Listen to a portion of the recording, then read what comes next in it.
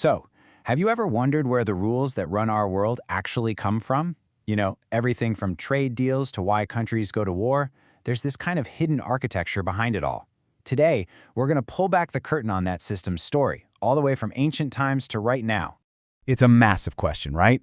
Whenever you see countries on the news, whether they're cooperating, arguing, or fighting, they're all, believe it or not, playing by a set of rules. The real question is, who wrote the rule book, and when did they write it? Let's get into it.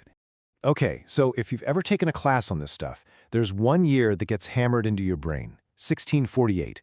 It's talked about like it's the Big Bang moment for our modern world. But, and this is a big but, as we're about to find out, the real story is so much older and way more global than you'd think. So here's our game plan. First, we're going to tackle that traditional story, the myth of 1648, and we'll figure out what a state even is. Then, we're going to peel back the layers and uncover a much older, more interesting history. After that, we'll see how one system went global, and finally, we'll look at 3 different ways to understand the complicated world we live in today.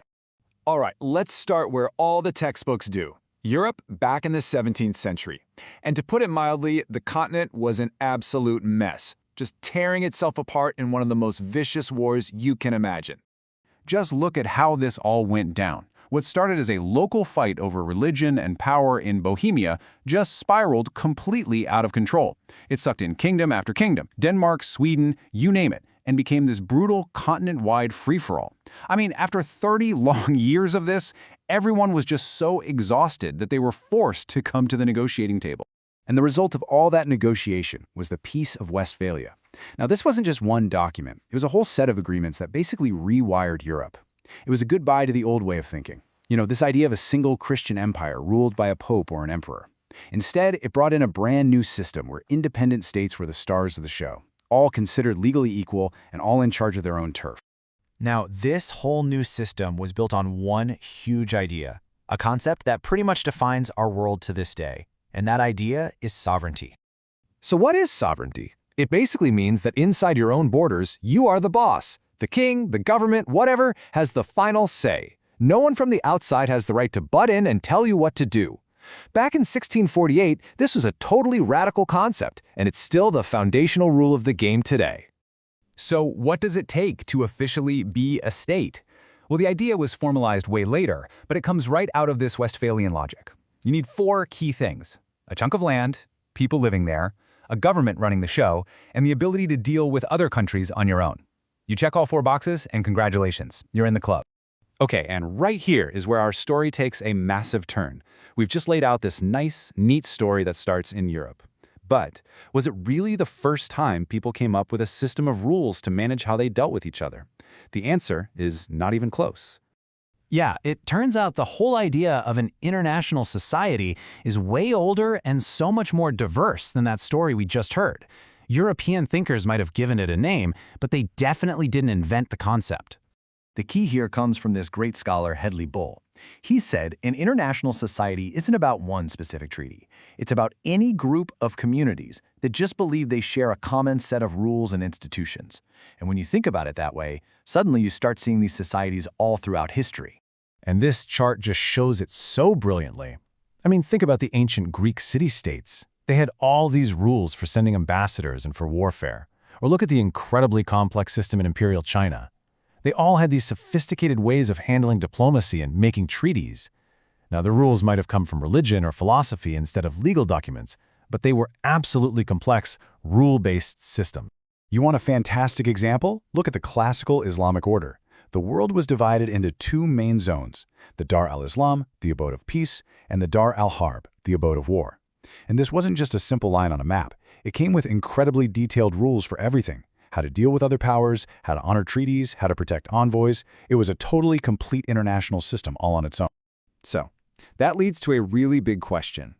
If all these other systems existed, why is pretty much the entire world today built on the European model of sovereign states?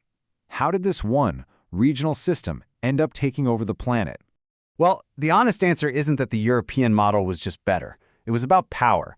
As European nations got their own system figured out, they started expanding through colonialism, and they basically forced their rules on the rest of the world. After 2 devastating world wars, this system got locked into place with the United Nations.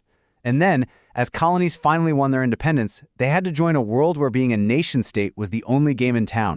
And that path brings us right here, to today. The end result of that whole process is a world with nearly 200 states, and all of them, at least on paper, are playing by those same Westphalian rules. From the tiniest island nation to the biggest superpower, the whole planet is carved up according to this one model. But of course, being legally equal didn't mean everyone had equal power. Not at all. After World War II, the world immediately split into rival camps for the Cold War. You had the US-led West, the Soviet-led East, and a third group of countries desperately trying to stay out of the fight. And that conflict shaped pretty much everything for the next 40-plus years. So here we are with this super complex global system that has this really layered, complicated history. How do we even begin to make sense of it? Well, scholars have come up with 3 major theories that basically act as different lenses to help us understand what's going on. The most important thing to remember is that there's no single right way to see things. A realist looks at the world like it's a giant chess match, all about power and survival. A liberal sees it more like a potential community, focusing on how countries can cooperate through places like the UN. And then a constructivist comes along and says, hey, it's all about the ideas we share, that things like human rights are powerful only because we all agree they are. Each lens shows you a different piece of the puzzle. So, what's the big takeaway here?